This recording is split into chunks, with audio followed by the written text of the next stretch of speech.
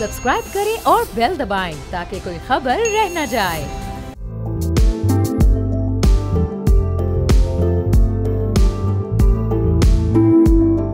अस्सलाम वालेकुम, मैं और बाब जहांगीर। आप देख रहे हैं प्रोग्राम व्यापार। पाकिस्तान में स्टेट ओन एंटरप्राइजेस की निजकारी प्राइवेटाइजेशन इस वक्त एक बड़ा चैलेंज बनी हुई है और इसमें खासतौर पर पाकिस्तान इंटरनेशनल एयरलाइन को एक टेस्ट केस के तौर पर समझा जा रहा है, चूंकि पिछले साल भी इसको प्राइवेटाइज करने की कोशिश की गई, लेकिन अब इसकी निजकारी के अमल में कुछ अहम पेशरफ सामने आई है। प्राइवेटाइजेशन कमीशन बोर्ड ने AKD group holdings private limited को आरिफ हबीब कॉरपोरेशन लिमिटेड के कंसोर्शियम में शामिल करने की मंजूरी दे दी है और यह फैसला स्टेटमेंट ऑफ क्वांटिफिकेशन की शराइत के मुताबिक तय पा गया है, जिससे PIA की खरीदारी के लिए मुकाबले में शरीक 4 कंसोर्शियम्स में से एक को अब मजीद मजबूती हासिल हो गई है। अब अरकान ने इस बात पर इत्तेफाक किया है कि माजी में मुश्किलात पर काबू पाते हुए मौजूदा लेन देन को बर वक्त मुकम्मल किया जाएगा और इसके साथ साथ इजलास में house building finance corporation limited की प्राइवेटाइजेशन के लिए रेफरेंस प्राइस और सेल परचेज एग्रीमेंट की शराइत भी मंजूर की जा चुकी हैं। ये इदारा पाकिस्तान मॉर्गेज री फाइनेंस कंपनी लिमिटेड को फरोख्त किया जा रहा है, जिसकी बोली काबीना कमेटी बराए निजकारी और वफाकी काबीना की मंजूरी के बाद खोली जाएगी। वजीर खजाना के मुशीर खुर्रम शहजाद के मुताबिक बोर्ड ने हुकूमत के निजकारी एजेंडे पर मुकम्मल शफाफियत और कारकर्दगी के साथ अमल दरामद के अज़्म का इयादा भी किया है। अब देखना ये कि जो एपिसोड हमें 30 अक्टूबर 2024 को दिया था, उसी तरह की प्राइवेटाइजेशन तो दोबारा नहीं होने जा रही। उससे क्या क्या अब हुकूमत बेहतर करने जा रही है और कितना अरसा भी मजीद दरकार होगा इस कामयाब प्राइवेटाइजेशन के लिए। इंजीनियर अब्दुल जब्बार साहब साबिक मेंबर हैं प्राइवेटाइजेशन कमीशन ऑफ पाकिस्तान के, हमारे साथ मौजूद हैं। बहुत शुक्रिया अब्दुल जब्बार साहब प्रोग्राम के लिए आपने वक्त निकाला। अब हमने एक कोशिश देखी थी हुकूमत की पिछले साल और उस वक्त PIA के UK और जो बरतानिया के रूट्स थे वो भी मुकम्मल तौर पर नहीं पाकिस्तान के पास थे, वो बैन थे। अब वो रूट्स भी खुल चुके हैं, बड़े लुक्रेटिव रूट्स हैं, तो उस वक्त की जो रेफरेंस प्राइस थी वो और हालात अब काफ़ी तब्दील हो चुके हैं। अब कितने कॉन्फिडेंट इस वक्त आप भी लग रहे हैं इस प्राइवेटाइजेशन के लिए?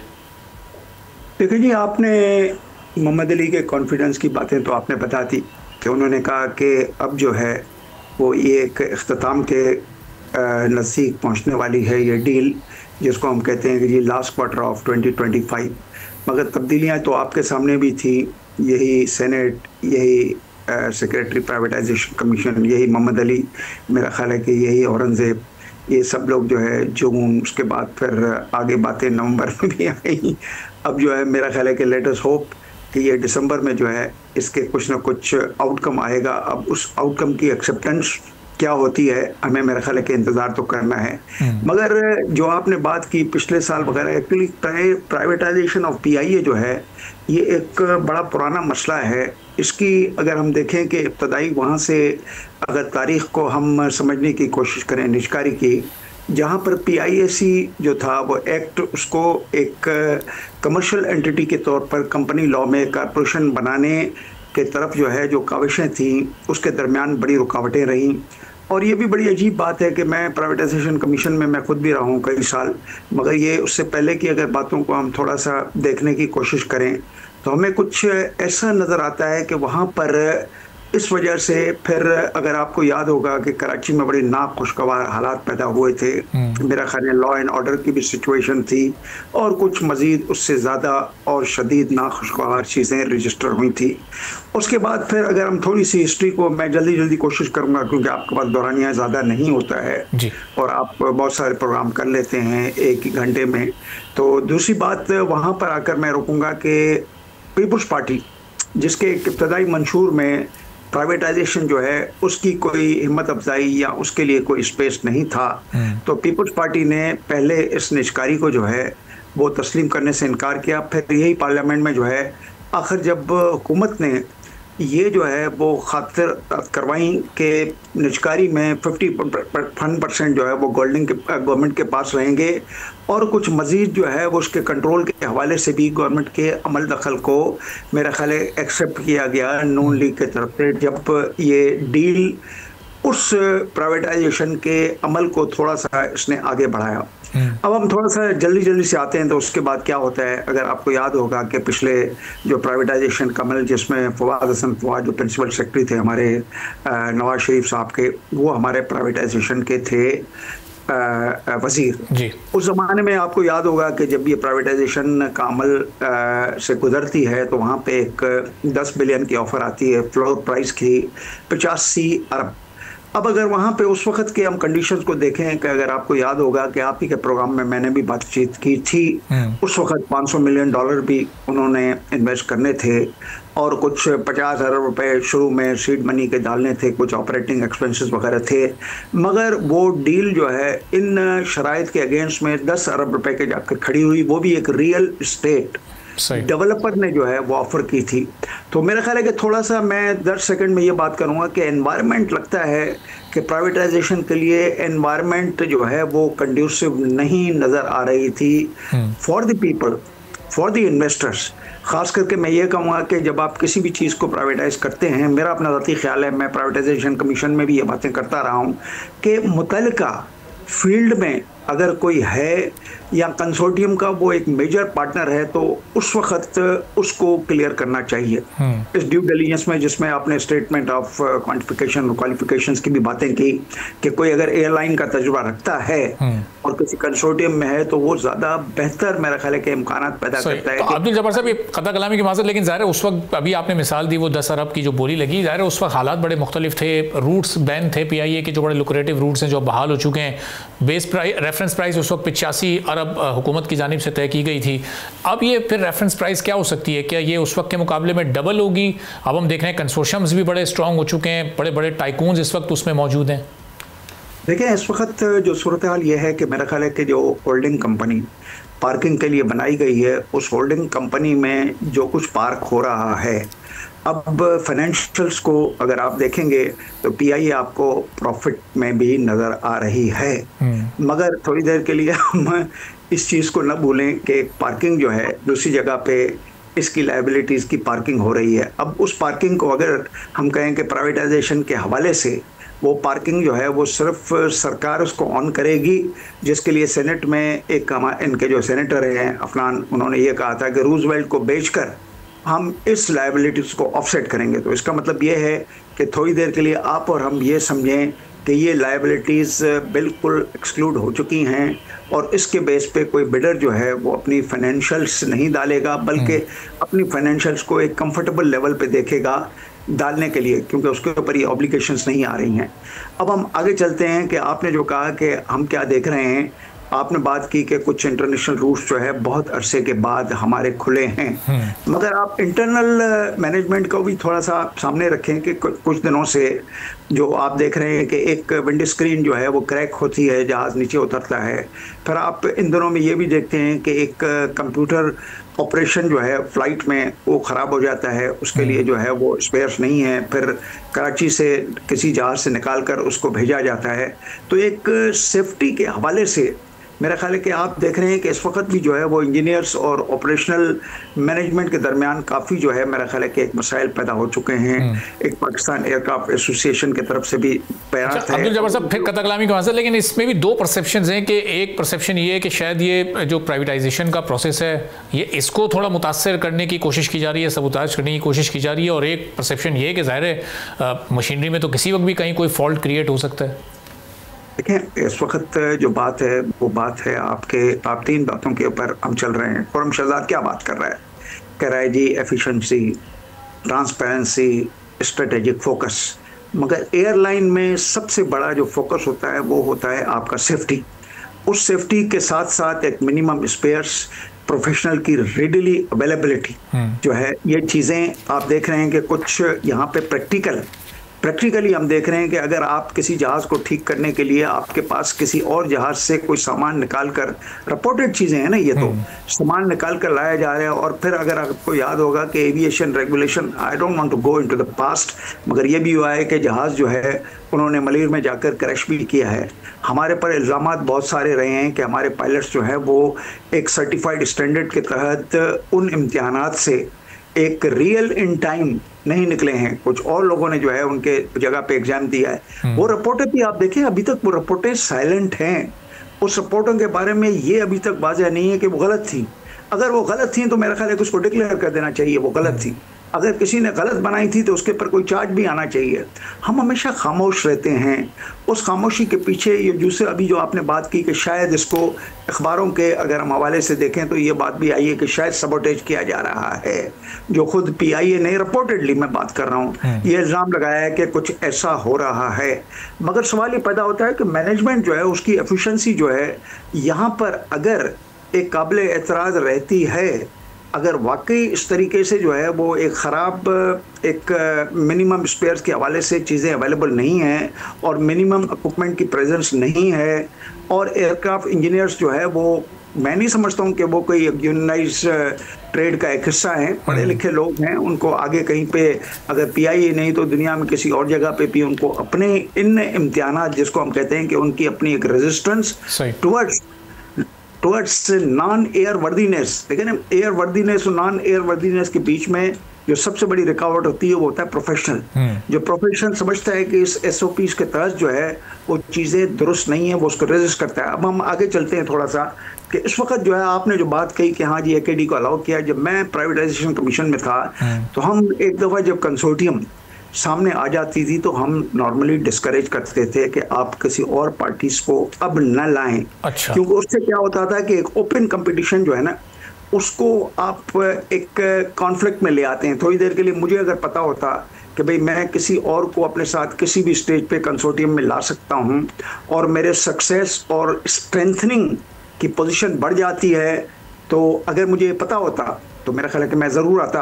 मगर इन्होंने अभी कैबिनेट से भी अप्रूवल ले लिया और प्राइवेटाइजेशन बोर्ड ने भी अप्रूव किया है कि कंसोर्टियम को स्ट्रेंथन होने दें।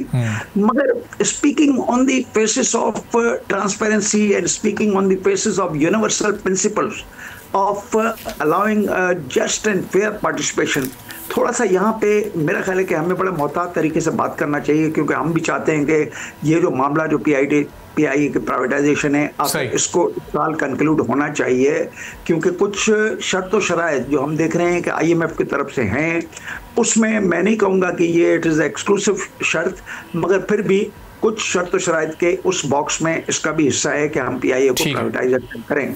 तो थोड़ा सा बहुत ही हमें मोहतात तरीके से बातें भी करनी चाहिए। बिल्कुल सही पॉइंट आ गया अब्दुल जब्बार साहब, बहुत बहुत शुक्रिया। इंजीनियर अब्दुल जब्बार साहब, प्राइवेटाइजेशन कमीशन ऑफ पाकिस्तान हमारे साथ मौजूद थे। गुफ्तगू आपने सुनी, एक ब्रेक लेते हैं, ब्रेक के बाद वापस आएंगे, एक और अहम मौजू पर बात करेंगे।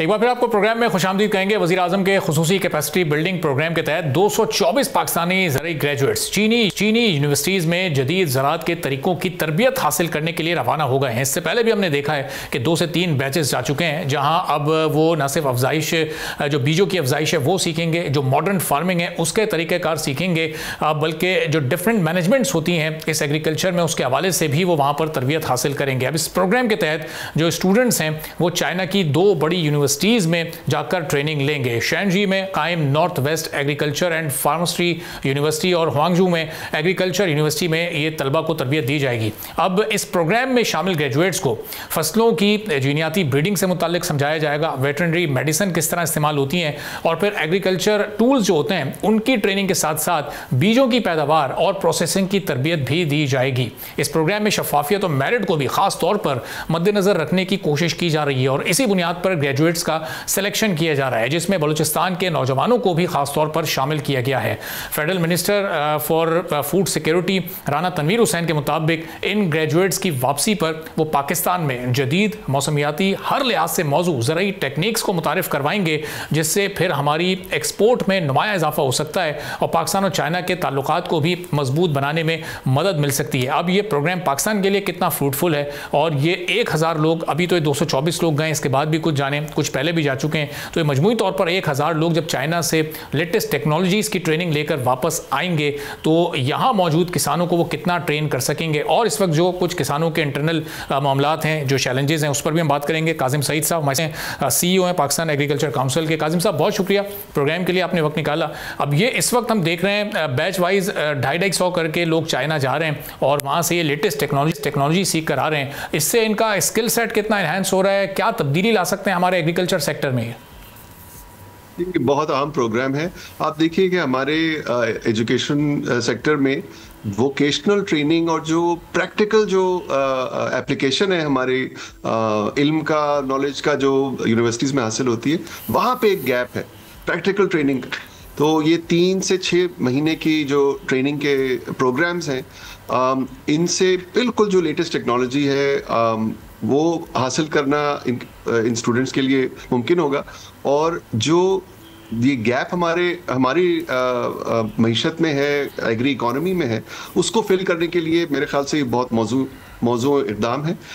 पाकिस्तान में जिस सतह पे कॉरपोरेट सेक्टर के भी प्लेयर्स अब दिलचस्पी ले रहे हैं, नए प्रोजेक्ट्स सामने आ रहे हैं, लार्ज स्केल इन्वेस्टमेंट्स को प्लान किया जा रहा है, उसके लिए इस तरह की जो ट्रेनिंग है, इस ट्रेंड ह्यूमन रिसोर्स की बहुत ज़रूरत है। आई थिंक हमें ये भी देखना है कि इन यंग लोगों के लिए अपॉर्चुनिटीज़ वो कहाँ होंगी ऐसी जो उनको पाकिस्तान में खुद भी तरक्की कर सकें और पाकिस्तान की तरक्की में भी अपना हाथ बटा सके।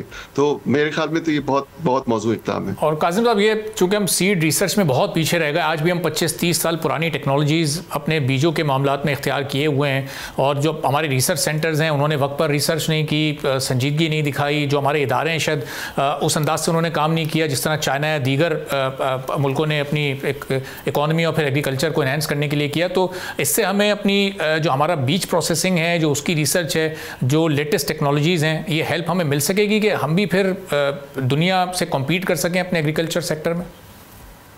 जी बिल्कुल। जो मेरे ख्याल से जो रिफॉर्म्स सीड सेक्टर में लाई जा रही हैं, जो नेशनल फूड सिक्योरिटी की मिनिस्ट्री और सीड की जो नेशनल अथॉरिटी बनी है, वो जो रिफॉर्म्स कर रहे हैं, हम उनको इसमें मशवरा भी देते रहे हैं।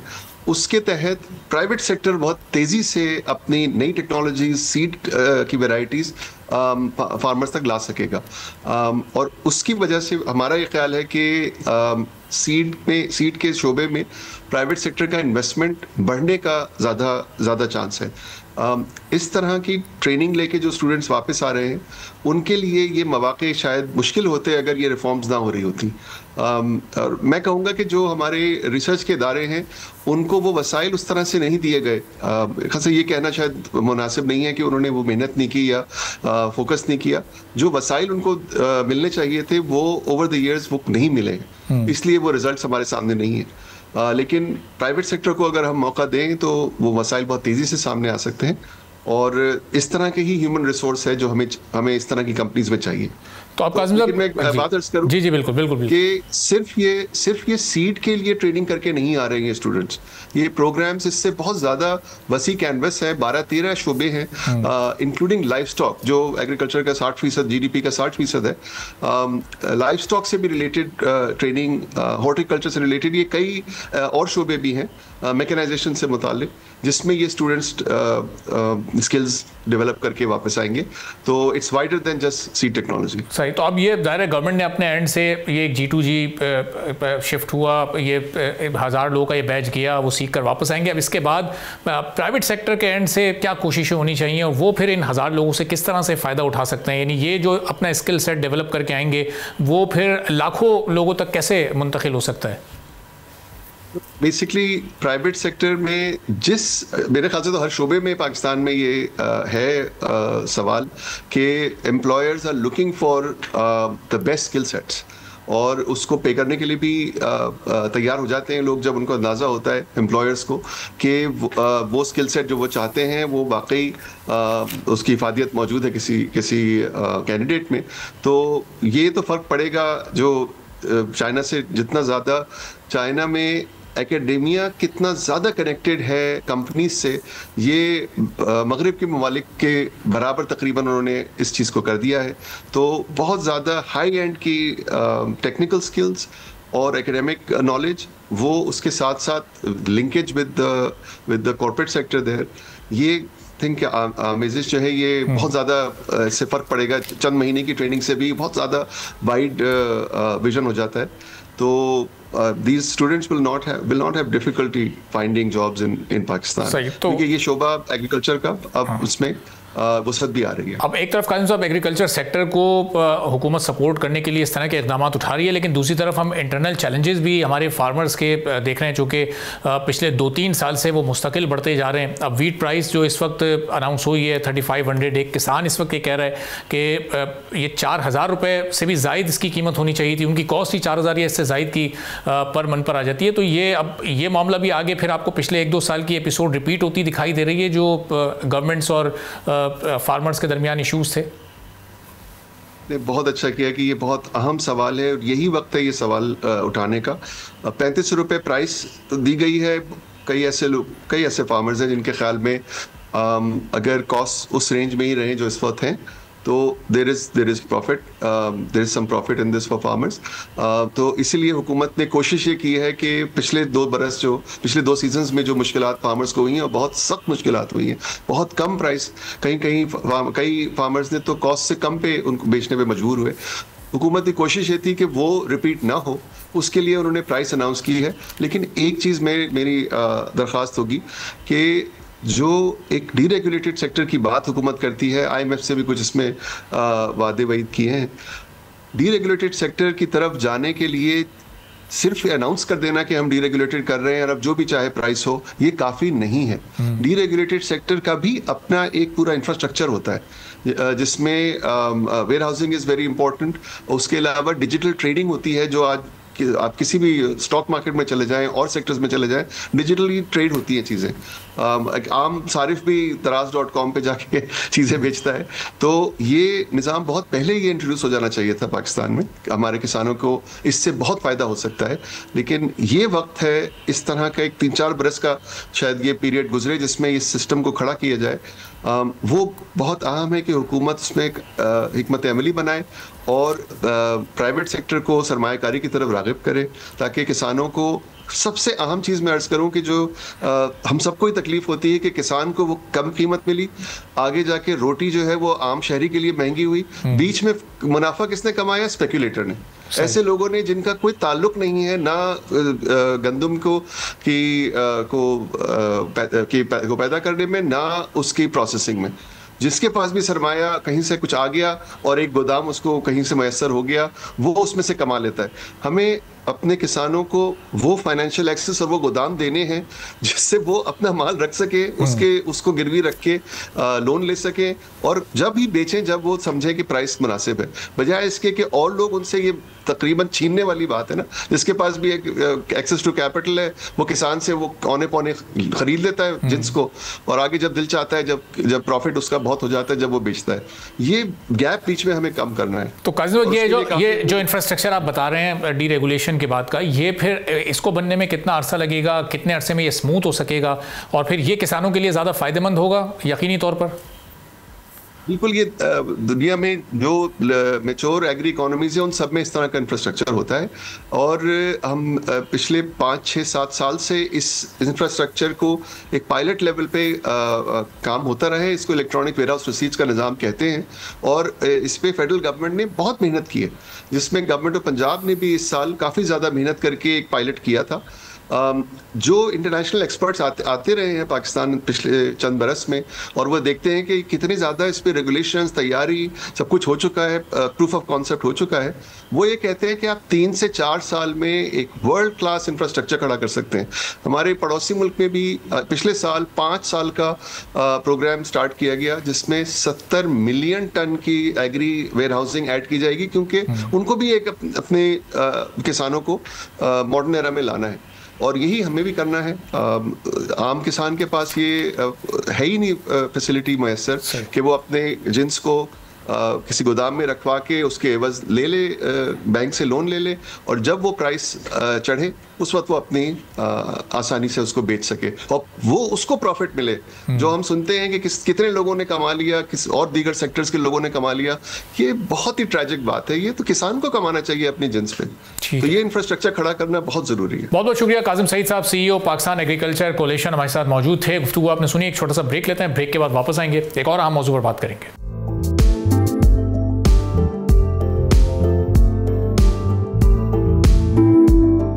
एक एक बार फिर आपको प्रोग्राम में खुशामदीद कहेंगे। ब्राज़ील में अक़वाम मुत्तहिदा की 30वीं माहौलियाती कॉन्फ्रेंस यानी COP30 अब शुरू हो चुकी है, जिसमें दुनिया भर से तकरीबन 50,000 डेलीगेट्स इस वक्त मौजूद हैं। पाकिस्तान से CM पंजाब मरीम नवाज़ की क़यादत में एक बड़ा हाई ऑफिशियल डेलीगेशन वहाँ पहुँचा है। लेकिन हम देख रहे हैं कि दुनिया इस वक्त ख़ासतौर पर दो सोचों में डिवाइड हो चुकी है। एक वो सोच है जो अमेरिका में पाई जाती है। हमने देखा कि डोनाल्ड ट्रंप की हुकूमत ने यहाँ पर अपने किसी हाई ऑफिशियल हुकूमती तर्जुमान को नहीं भेजा, और दूसरी तरफ हम ये भी देखते हैं कि ट्रंप इंतज़ामिया माहौलियाती तब्दीलियों के खिलाफ बहुत एग्रेसिव रवैया रखती है और पेरिस मुआहदे से भी 2 बार अलहदा हो चुकी है। लेकिन तरक्की पजीर ममालिक के लिए इस कॉन्फ्रेंस की बहुत ज़्यादा अहमियत होती है। इस कॉन्फ्रेंस में माहौलियाती आदाफ, मालियाती निज़ाम की इस्लाह और कुदरती माहौल के तहफ़्फ़ुज़ जैसे अहम मौज़ूआत ज़ेर बहस आएंगे। अक़वाम मुत्तहिदा के सेक्रेटरी जनरल एंटोनियो गुतरेस ने आलमी दर्जा हरारत में कमी के लिए फौरी इक़दाम पर जोर दिया है ताकि माहौलियाती तब्दीली के खतरात को कम किया जा सके। अब एक जानिब यह मामला है, फिर दूसरी तरफ पाकिस्तान जो माहौलियाती और मौसमियाती तब्दीलियों की शदीद जद में है। शदीद तूफ़ानों और सैलाबों से इस साल भी हमने देखा तकरीबन 300 अफराद जाँबाक हुए और 700 से ज़ायद अफराद ज़ख्मी हुए, जिसमें काफ़ी बच्चों की भी तादाद है। एक रिपोर्ट सामने आई जिसके मुताबिक इंसानी पैदा करदा क्लाइमेट चेंज ने बारिशों की शिद्दत में तकरीबन 15% का इजाफा किया है, जबकि मुस्तकबिल में ये वाक़यात मज़ीद बढ़ने के इम्कानात हैं। जंगलात की कटाई और नाकिस मनसूबाबंदी से नुकसानात मज़ीद बढ़ जाते हैं। एक रिपोर्ट के मुताबिक 2030 तक माहौलियाती चैलेंजेस से निमटने के लिए पाकिस्तान को तकरीबन $152 बिलियन की ज़रूरत है, जिसका बेशतर हिस्सा कर्जों की सूरत में होगा। अब इस लिहाज से ब्राज़ील में होने वाली COP30 कॉन्फ्रेंस पाकिस्तान के लिए अपनी बात और अपना केस जिम्मेदार ममालिक तक पहुंचाने के लिए एक बड़ा ही अहम प्लेटफॉर्म है। हमने पिछले साल COP29 में देखा था, उस वक्त भी पाकिस्तान ने अपना केस बड़ा मौसर तरीके से मुख्तलिफ ममालिक तक और दुनिया तक पहुँचाया कि हम किस तरह से क्लाइमेट चेंज के शदीद खतरात की लपेट में हैं। लेकिन अभी तक हमने देखा है कि जब हम ये बात कर रहे हैं तो आपको सिर्फ $50 करोड़ ही मिल सके हैं, जबकि सालाना पाकिस्तान को अरबों डॉलर की इस चैलेंज से निमटने के लिए ज़रूरत है। अब ये कॉन्फ्रेंस कितनी अहम है, पाकिस्तान किस तरह से अपने सारे प्लान्स इस वक्त दुनिया के सामने रख सकता है और आने वाले दिनों में किस तरह तरक्की पजीर ममालिक की मदद की जा सकती है बड़ी मईशतों की तरफ से। काशिफ मजीद साहब हमारे साथ मौजूद हैं, उनसे इस पूरी सूरत हाल पर बात करेंगे। क्लाइमेट चेंज एक्सपर्ट हैं। काशिफ साहब, बहुत शुक्रिया प्रोग्राम के लिए, आपने वक्त निकाला। अब COP29 से 30 तक का जो सफ़र है, इस दौरान पाकिस्तान के जो इनिशिएटिव्स हैं, उसमें ग्रीन इनिशिएटिव है, प्रॉस्पेरिटी प्लान पाकिस्तान ने बनाया है जो दुनिया के सामने रखना है, कितना पाकिस्तान आगे बढ़ा है इन मामलात में। हमने देखा है एक सैलाब इस साल भी आया, 2022 में भी आया था। ये जो नुकसानात हैं सैलाब के वो बहुत ज़्यादा हैं और दुनिया इस वक्त पाकिस्तान की मदद कम कर रही है इस सारी सूरत हाल में। जी बहुत शुक्रिया। मेरे ख्याल में पाकिस्तान जो है वो वल्नरेबिलिटी के हिसाब से तो बहुत आगे बढ़ रहा है। आपने सैलाब की भी बात की, इसके अलावा हीट वेव्स, आप उससे 1-2 महीने पहले अगर सैलाब से देख लें, हीट वेव्स थी, ड्राउट्स था और बहुत सारे एक्सट्रीम इवेंट्स हैं वो पाकिस्तान फेस कर रहा है। लेकिन उसके फिनांस के हिसाब से, उसको एडेप्टेशन के नज़र से हम देखें तो वो लिमिटेशंस बहुत ज़्यादा हैं। हमारे पास फिनांसेस नहीं है और आपने जैसे जिक्र भी किया कि हमें बिलियंस ऑफ डॉलर्स चाहिए इसके लिए।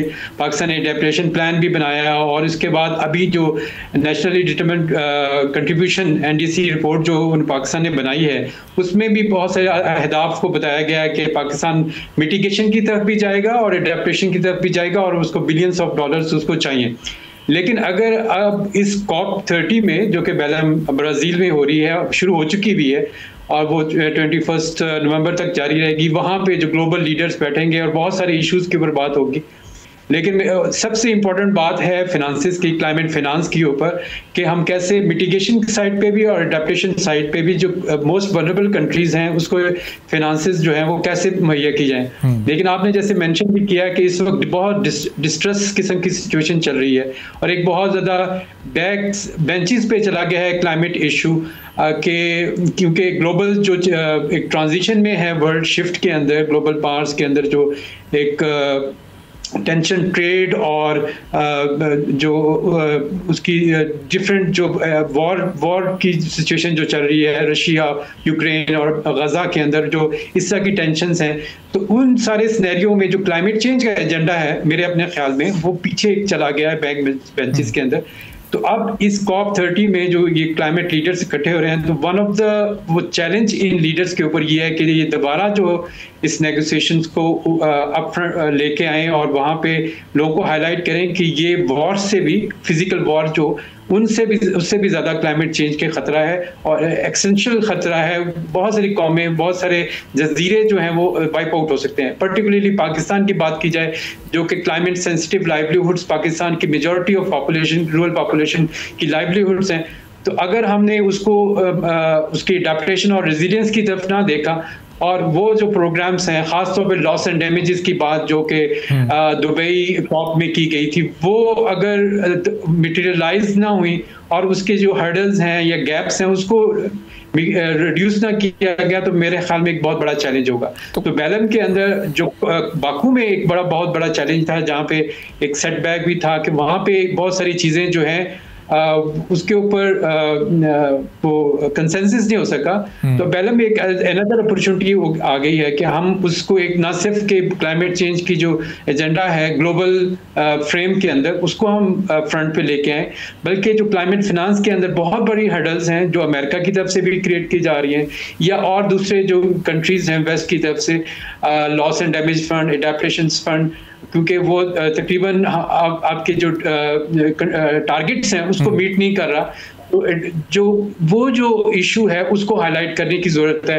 तो एक कॉमन ग्राउंड हमें अब लेने की ज़रूरत है, जहाँ पे एडेप्टेशन, रेजिलियंस, इन सारी चीज़ों को हम डिस्कस कर। आपने बिल्कुल सही कहा कि ये इशू बड़ा अब पीछे चला गया और ज़ाहिर है जो COP29 की हाइप थी वो इस साल हमें COP30 की नहीं नज़र आ रही। अब इसकी वजह क्या ये है कि तरक्की पजीर ममालिक इस मामले में रिसीविंग एंड पर हैं, उनके चैलेंजेस ज़्यादा हैं और वही इस वक्त ज़्यादा मुतासर हैं, जैसे पाकिस्तान या चंद और दीगर ममालिक हैं, और तरक्की याफ्ता ममालिक के लिए शायद ये उतना बड़ा चैलेंज नहीं है या उनके पास वसाइल मौजूद हैं उससे निपटने के लिए। हम गैर संजीदगी अमेरिका की देख रहे हैं, पेरिस एग्रीमेंट पर उस तरह से नहीं अमल दरामद हो पा रहा जिस तरह होना चाहिए था। अभी जो रिसेंटली 2-3 रिपोर्ट्स इस सिलसिले में सामने आई हैं वो बिल्कुल वाज़ेह अंदाज से बता रही हैं कि अगले 5-8 साल में भी वो पेरिस एग्रीमेंट पर उस पेस या मोमेंटम के साथ हम शायद इम्प्लीमेंटेशन नहीं देख सकेंगे। देखिए, पेरिस एग्रीमेंट में एक बात हुई थी कि 1.5 डिग्री जो ग्लोबल टेम्परेचर है, एवरेज टेम्परेचर, उसको उससे आगे जो है आप नहीं जाने देंगे। लेकिन अब ये बात पुरानी हो चुकी हुई है। अब दुनिया ये कह रही है कि 2.5 तक भी रह जाएं तो बड़ी बात है। तो ये 2.5 से भी जो ग्लोबल टेम्परेचर है उसका इंक्रीज की प्रोजेक्शंस हैं और बहुत सारे कंट्रीज तो इसको उनकी वो जो टेम्परेचर राइज है वो उस तक पहुंच चुके हैं। तो हम तो फेल हो चुके हैं हम पेरिस एग्रीमेंट के जो टारगेट्स तो उसको मीट करने के लिए। जो बात है कि ये इसको हम अब सीरियसनेस कैसे लेके आएंगे। देखें, अभी जो डेवलपिंग कंट्रीज हैं, खासतौर पे जो टैरिफ वॉर है उसकी वजह से एक ऐसा एक पोलिटिकल अनरेस्ट आ चुकी हुई है कि लोगों का फोकस जो है वो क्लाइमेट नेगोशिएशन की तरफ कम और ट्रेड नेगोशिएशंस की तरफ ज़्यादा है। तो वो जो एक टग ऑफ वॉर जो ब्रॉडर स्केल पे चल रही है, जहाँ पे आप अपनी ट्रेड को बचाने की फिक्र में हैं, तो क्लाइमेट जो है मेरे हिसाब से उसकी जो एफर्ट्स हैं उसके ऊपर बहुत सेटबैक पहुंचा है। तो ये एक बहुत हिस्टोरिकली लो ट्रस्ट की बात की जा रही है कि आपकी जो वो क्लाइमेट नेगोशिएशंस की जो स्किल्स हैं या उसके ऊपर जो प्रोग्रेस है वो बहुत वीक हो जाएगी इसके। सही। और फिर काशी साहब, अगर ये अगले 4-5 साल में जितनी बड़ी रकम पाकिस्तान को इस वक्त चाहिए, 150-200 या एक मोहतात अंदाजे के मुताबिक कुछ एक्सपर्ट्स ये भी कहते हैं कि $250 बिलियन पाकिस्तान को अगले 5 साल में रिक्वायर्ड हैं, तो अगर ये रकम नहीं मिल पाती तो फिर पाकिस्तान इस चैलेंज से कैसे निपटेगा? अभी तो हम देख रहे हैं ये 3-3 साल के बाद एक सैलाब आ रहा है, लेकिन जो रूटीन की चीज़ें इस वक्त मुतासिर कर रही हैं उसमें पाकिस्तान का अपना हिस्सा भी 1% है अंदाजे के मुताबिक। तो ये कितनी कम पार्टिसिपेशन के साथ इतनी ज़्यादा पाकिस्तान इस वक्त रिसीविंग एंड पर है, तो ये फिर मामला आगे किस तरह चलेंगे अगले 4-5 साल में? देखिए, एक तो चीज़ बहुत इंपॉर्टेंट समझने की ज़रूरत है। ये एक मसला है जिससे हम ही ने अपने खुद को निपटना है। ठीक है, अब आपको बताऊं कि IMF ने भी वो जो RSF रेजिलियंस प्रोग्राम दिया है जिसमें 1.5 या 1.27 बिलियन डॉलर्स हैं, वो उसको इस्तेमाल कर लें, उसको हम बेहतर तौर पे इस्तेमाल कर लें। हमारे पास ऐसे बैंकेबल प्रोजेक्ट्स हों कि वाकई वो कम्युनिटीज़ जहाँ पे बहुत ज़्यादा वनरेबल हैं उनकी अडेप्टेशन और मिटिगेशन की साइड पे हम एक अच्छे प्रोजेक्ट्स बना सकें। तो हमें स्टार्ट तो करना है। देखिए, फिनांसेस चैलेंज है, ऑफ कोर्स रिक्वायरमेंट है, लेकिन वो कैपेसिटीज़ भी तो डेवलप करनी है कि जिसकी वजह से जो कम्युनिटीज़ हमारी वनरेबल हो रही हैं तो हमें उसकी पहले अंडरस्टैंडिंग और फिर ऐसे प्रैक्टिकल प्रोजेक्ट्स बनाएं ताकि उनकी वल्नरेबिलिटीज को रिड्यूस की जाए, उनके इम्पैक्ट को रिड्यूस किया जाए। तो मेरे ख्याल में फाइनेंसिस की बात जरा सेकेंडरी है, पहले थोड़ा सा आप ऐसे प्रोजेक्ट्स बना के लेके आए तो दुनिया लाजमी तौर पे, फिर आपको बताया कि वर्ल्ड बैंक ने भी 20 साल की एक लॉन्गर टर्म आपको फैसिलिटी प्रोवाइड की है, तो वहां से भी आप बेनिफिट ले सकते हैं।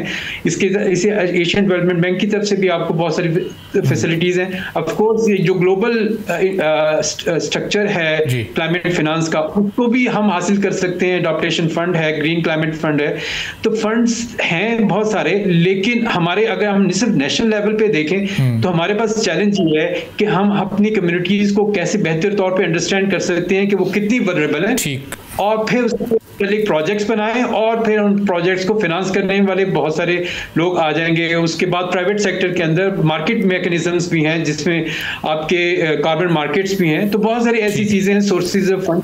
तो इतना मेरे ख्याल में घबराने की जरूरत नहीं है, लेकिन हमें जो घबराने वाला पार्ट ये है कि हम अपने सिस्टम को, अपनी वल्नरेबिलिटीज को बेहतर तौर पे समझ लें, और फिर लाजमी तौर पे फाइनेंसेस अरेंज करने के लिए हम बेटर पोजीशन में होंगे, और नेगोशिएशन टेबल्स के ऊपर हम बेटर पोजीशन पे होंगे। बहुत बहुत शुक्रिया काशिफ मजीद साहब, क्लाइमेट चेंज एक्सपर्ट हमारे साथ मौजूद थे। अब पाकिस्तान इस कॉन्फ्रेंस में कितने मौसर तरीके से अपना केस पूरी दुनिया के सामने रखता है, और फिर जो अगले 3-4 साल बहुत चैलेंजिंग पाकिस्तान के लिए मौजूद हैं, उसमें तो दुनिया के बड़े ममालिक जो इस मामले को बड़ी संजीदगी के साथ लेते हैं, वो किस तरह से पाकिस्तान की मदद करते हैं। इसी के साथ आज के प्रोग्राम से इजाज़त दीजिए। अल्लाह हाफ़िज़।